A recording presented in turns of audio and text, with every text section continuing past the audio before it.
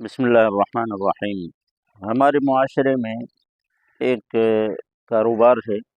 جس کو آپ بلیک میلنگ بھی کہہ سکتے ہیں یا خوف کا کاروبار بھی کہہ سکتے ہیں۔ خوف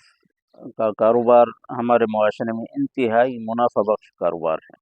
خوف کو آپ بیچتے بھی ہیں اور خوف کو آپ خریدتے بھی ہیں۔ مثال کے طور پر آپ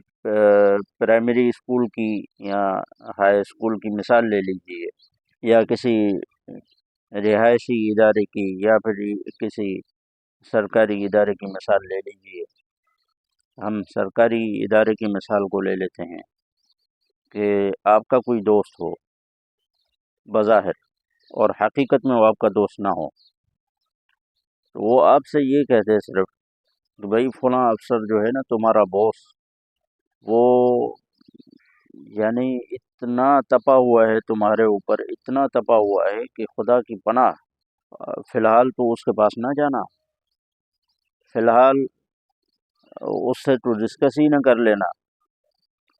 میں دیکھتا ہوں معاملات کو درست کرتا ہوں۔ اور پھر وہ کچھ دیر کے بعد آتا ہے کہ میں نے بات کر لی ہے، آپ جو ہے نا ایک دعوت کر دیجیے۔ آپ ڈپریس ہو گئے، امپریس ہو گئے ان کی باتوں سے اور ڈپریشن میں آ گئے، تو آپ اس کی بات مانیں گے بھی، کیونکہ اس وقت آپ کو وہی دوست نظر آ رہا ہوگا۔ تو وہ آپ سے یہ کہے گا کہ بھائی میں نے آپ کے باس سے بات کر لی ہے، اور وہ یہ چاہ رہے ہیں کہ بھائی اگر دعوت ہو جائے، دعوت کر لیں آپ، تو معاملات درست ہو جائیں گے۔ تو دعوت سیٹ ہو جاتی ہے، آپ کسی بڑے اچھے ریسٹورنٹ کا انتخاب کرتے ہیں اور وہاں یعنی پرتکلف کھانا، جتنے ہزار روپے کا آ جائے وہ کھانا کھلا دیتے ہیں، اور اس کے بعد پھر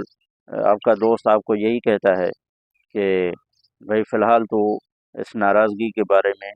یا غصے کے بارے میں اپنے باس سے بات نہ کرنا، میں نے بڑی مشکل سے اس کو راضی کیا ہے۔ تو بہرحال وہ اپنے مقصد میں کامیاب ہو جاتا ہے، دعوت اس کو کھانی ہوتی ہے، دعوت کے لیے میدان سجاتا ہے، اور پھر جب بات ہو جاتی ہے تو اس کے بعد آپ کو کہتا ہے کہ اب معاملات سیٹ ہیں، اب جا کر باس سے آپ بات کر سکتے ہیں، مگر یہ معاملہ نہ چھیڑیے گا کہ آپ ناراض ہوئے تھے اور پھر یہ میں نے ایسا سیٹ کر دیا ہے ان کو کہ وہ کبھی آپ سے ابھی ناراض نہیں ہوں گے۔ اب اس واقعے سے یہ سبق ملتا ہے کہ یہ ایک خوف کا کاروبار تھا، اس نے خوف مجھے بیچا اور میں نے مہنگے داموں میں خریدا۔ بیچا اس معنی میں کہ اس کی زبان خرچی ہوئی اور اس نے اپنی چیز پیش کر دی، میں خوف زدہ ہو گیا اور میں نے دعوت کے لیے 10-15 ہزار روپے، 20 ہزار روپے کا بہت بڑا خرچہ کر دیا۔ اس کا مطلب یہ ہے کہ میں نے خوف کو خریدا، اس کو بلیک میلنگ بھی کہتے ہیں۔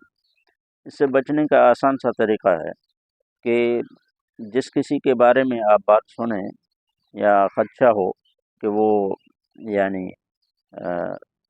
اس طرح باتوں میں ہمیں کوئی الجھا رہا ہے، تو آپ سیدھا جا کر ان سے پوچھیں کہ بھائی